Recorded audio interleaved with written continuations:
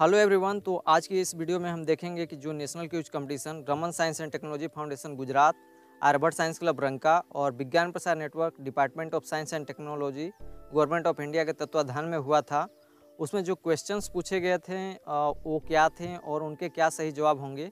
अगर आपने इस प्रतियोगिता में भाग लिया होगा तो आप निश्चय ही उत्साहित होंगे इसे जानने के लिए। अगर आपने नहीं भी भाग लिया था तब भी यह वीडियो आपको काफ़ी इसरो और मिशन आदित्य और विक्रम साराभाई के जीवन संबंधी बहुत सारे महत्वपूर्ण क्वेश्चन जानने को देंगी। तो मैं हूं आलोक कुमार चौधरी और आप देख रहे हैं आर्यभट्ट साइंस चैनल। तो चलिए शुरू करते हैं। इस कंपटीशन में टोटल 20 मिनट दिए गए थे और टोटल 25 क्वेश्चंस पूछे गए थे और यह विश्व पर्यावरण दिवस के अवसर और भारत के महान वैज्ञानिक विक्रम साराभाई, जिनका जन्म दिवस 12 अगस्त को हुआ था, उनके जन्म शती के अवसर पर हम लोग यह कंपटीशन ऑर्गेनाइज किए थे। और इस जो क्वेश्चंस हैं और जो आंसर हैं, इसमें जो इंग्लिश वर्जन में हैं वो ज़्यादा सटीक हैं। और इसमें यह भी था कि एक स्पेसिफाइड टाइम पर यह क्विज बंद कर दिया गया था और स्पेसिफाइड टाइम पर यह क्विज स्टार्ट हुआ था। इसमें जो आपने ईमेल आईडी दिया था और जो आपने नाम दिया था उसी पर आपका सर्टिफिकेट जनरेट हो रहा है और उसी ईमेल आईडी पर भेजा जा रहा है। तो जो डिटेल आपने दी है उसी पर सारी चीज़ें की जा रही हैं। अगर कुछ फॉल्ट आती है तो ये हमारी तरफ से नहीं है। तो जो इसमें पहला क्वेश्चन पूछा गया था कि जो मिशन आदित्य है उसमें कितने लैग्रेंजियन बिंदु हैं और किस बिंदु पर इसरो का आदित्य अंतरिक्ष यान पर रखा जाएगा। तो इसके बारे में हमने जो लेक्चर देखा था उसमें आपने आसानी से जाना होगा कि टोटल 5 पॉइंट हैं और आदित्य को L1 पर रखा जाएगा। जो दूसरा क्वेश्चंस आपको मिले थे उसमें पूछा गया था कि डॉक्टर साराभाई का नाम पर इसरो का रॉकेट इंजन का नाम रखा गया था, वह कौन सा है। तो इसका अगर आप एनालिसिस करेंगे तो इसका जो सही जवाब है विकास इंजन। विकास इंजन क्यों होता है तो VIK मीन्स हुआ विक्रम, A फॉर अम्बालाल और S फॉर साराभाई। तो यही वजह है कि विकास इंजन का नाम डॉक्टर साराभाई के नाम पर रखा गया था। तीसरा जो क्वेश्चन आपने देखा होगा उसमें पूछा गया था कि रिमोट सेंसिंग सैटेलाइट की ऊंचाई लगभग कितनी होती है। तो इसका जो सही जवाब है अबाउट 600 किलोमीटर होता है, क्योंकि यह ज़्यादा ऊंचाई पर नहीं होता है।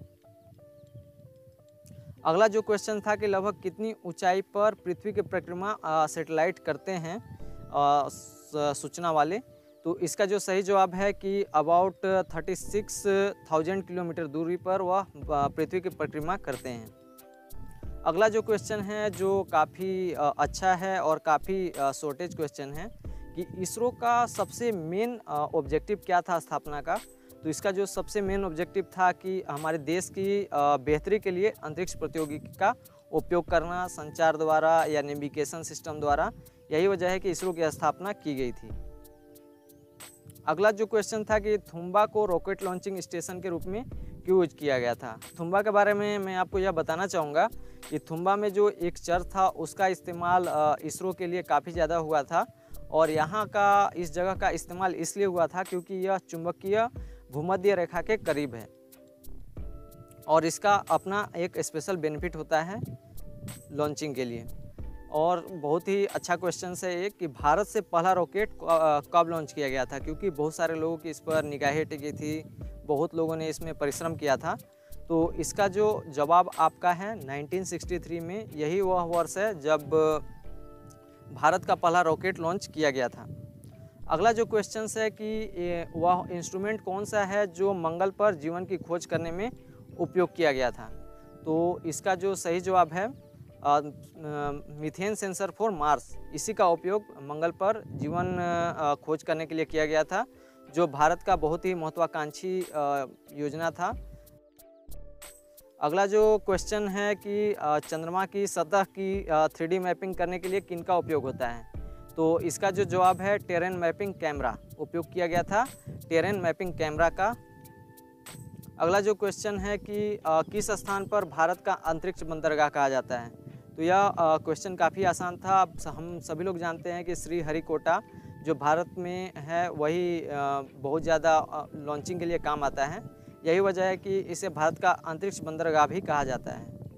और यह स्थान ऐसा है जहाँ पर विजिटर के लिए भी काफ़ी सुविधाएं होती है जब लॉन्चिंग का काम होता है। तो तो अगर कोई ऐसी अपॉर्चुनिटी आती है जहाँ पर आपको लाइव वहाँ पर बैठ के देखने का, लॉन्चिंग का मौका मिलेगा, तो आपको इस चैनल पर जानने के लिए ज़रूर मिलेगा। अगला क्वेश्चन है कि नेविगेशन के लिए निम्न में से किसका उपयोग किया जाता है। ठीक है, तो इसका जो आंसर है, पहला आंसर है IRNSS। यही वो सैटेलाइट है जिसका उपयोग किया जाता है जो नेविगेशन के लिए। अगला क्वेश्चन है कि जिस गति से पृथ्वी चारों ओर एक संचार घूमता है, वो लगभग होता है, तो इसका जो आंसर है आप देख सकते हैं कि 28,000 किलोमीटर होता है। अगला क्वेश्चन है कि जो चित्र में दिया हुआ है लॉन्च व्हीकल, उसका नाम क्या है। तो अगर आपने लेक्चर्स देखे होंगे तो ये GSLV है और आप आसानी से इसे आइडेंटिफाई कर सकते हैं। अगला क्वेश्चन काफ़ी इंटरेस्टिंग है और आपको काफ़ी अच्छा भी लगा होगा कि अंतरिक्ष में क्या मौजूद नहीं होता है। तो बहुत सारे लोगों ने सोचा होगा कि गुरुत्वाकर्षण नहीं होता है, ऑक्सीजन नहीं होता है, रोशनी नहीं होता है। तो जो इसका सही जवाब आपको मिलेगा वह है एयर, वायु अंतरिक्ष में नहीं पाया जाता है। एक और क्वेश्चन है काफ़ी इंटरेस्टिंग, हम लोग इसका उपयोग भी डे टू डे लाइफ में काफ़ी ज़्यादा करते हैं। तो GPS सैटेलाइट का उपयोग किस लिए किया जाता है, यह क्वेश्चन आपको इस कंपटीशन में देखने को मिला था। तो काफ़ी जो ऑप्शंस दिए हुए हैं काफ़ी मिले जुले हैं और भ्रमित करने वाले हैं। तो इसका जो सही जवाब आपको मिलेगा कि अपनी वर्तमान स्थिति जानने के लिए ही GPS का उपयोग होता है। अगर आपको GPS का फुल फॉर्म है पता है तो आप कमेंट में लिख सकते हैं। अगला क्वेश्चन है कि एक कैमरा एक रिमोट सेंसिंग उपग्रह का मुख्य उपकरण है। अंतरिक्ष में उच्च कैमरा का फ़ायदा नहीं है। तो सभी चीज़ों की अपनी अपनी फ़ायदा होती है। तो उच्च में लगाने के लिए कैमरा का क्या बेनिफिट है, तो इसका बेनिफिट नहीं होता है। ज़मीन से ऊपर रहने पर means it can observe more detail as compare to having camera on ground. Question है इमेज से ही रिलेटेड है और इसमें पूछा गया है कि जो सूर्य के बारे में एक चित्र दिया हुआ है उसमें जिस पर एरो लगा हुआ है वह एक्स क्या है। तो इसका सही जवाब है प्रोमिनेंसेज हैं, इन्हें हम प्रोमिनेंसेज कहते हैं। अगला क्वेश्चन है कि सन का जो स्पेक्ट्रल क्लास है वह क्या है। तो यहाँ पर आप देख सकते हैं कि A, B और G ऑप्शन के रूप में दिए गए हैं। ज़्यादातर जो AB हैं आपको ब्लड ग्रुप से रिलेट करते हैं। तो इसका जो सही जवाब है G, स्पेक्ट्रल क्लास ऑफ सन जो है सो कि G होता है। अगला क्वेश्चन है कि corona of the sun is brighter than photosphere. क्या यह कथन सही है या गलत है। तो जो इसका जो आंसर होगा गलत होगा, क्योंकि जो फोटोस्फीयर होता है सबसे चमकदार होता है फोटोस्फीयर स्ट्रक्चर ऑफ सन। तो इसी वजह से ये जो जवाब या जो कथन ऊपर दिया हुआ है वह गलत है। अगला क्वेश्चन है कि rotation of sun at pole takes time. तो ध्रुव पर सूर्य रोटेट करने के लिए कितना समय लेता है। तो इसका जो सही जवाब आपको देखने को मिलेगा वो अबाउट 34.3 डेज होते हैं। अगला क्वेश्चन है कि अपने जीवन के अंत में एक उपग्रह का क्या किया जाता है। तो काफ़ी अच्छा क्वेश्चन है, इन्फॉर्मेशन भी देने के लिए काफ़ी काम आ सकता है कि हम लोग जो इतने सैटेलाइट हमारे अंतरिक्ष में छोड़ते हैं, अगर उनका काम हो जाता है तो उन्हें हम क्या करते हैं। तो बहुत सारे लेयर्स हैं, ऑर्बिट हैं, पृथ्वी से रिलेट करते हैं जहाँ पर हम सैटेलाइट को छोड़ते हैं। तो उसी के अनुसार इसका आंसर है कि जो आंसर इसका है, अगर वह लियो पर है तो इसको अर्थ की ओर पुश करते हैं जहाँ वह जल जाता है। अगर जियो की ओर होता है तो इसे लियो की ओर भेज देते हैं, लियो की तरफ। तो इसका सही जवाब होता है 3rd नंबर। अगला क्वेश्चन है कि क्या PSLV संचार उपग्रह लॉन्च कर सकता है, अगर कर सकता है तो कैसे। तो इसका जो सही जवाब है हाँ, यह लॉन्च कर सकता है और ऐसा करने के लिए हमें इसकी वजन को घटाने की ज़रूरत पड़ती है। अगला क्वेश्चन है कि क्या PSLV संचार ग्रह, इसे तो हमने कर लिया। जो एस्पेक्स है स्टैंड करता है ASPX। तो ये क्वेश्चन थोड़ा भ्रमित कर सकता था। तो इसका जो सही जवाब आपको मिलेगा, फुल फॉर्म इसका Aditya solar wind particle experiment. इसका फर्स्ट ऑप्शन सही आपको देखने को मिलेगा।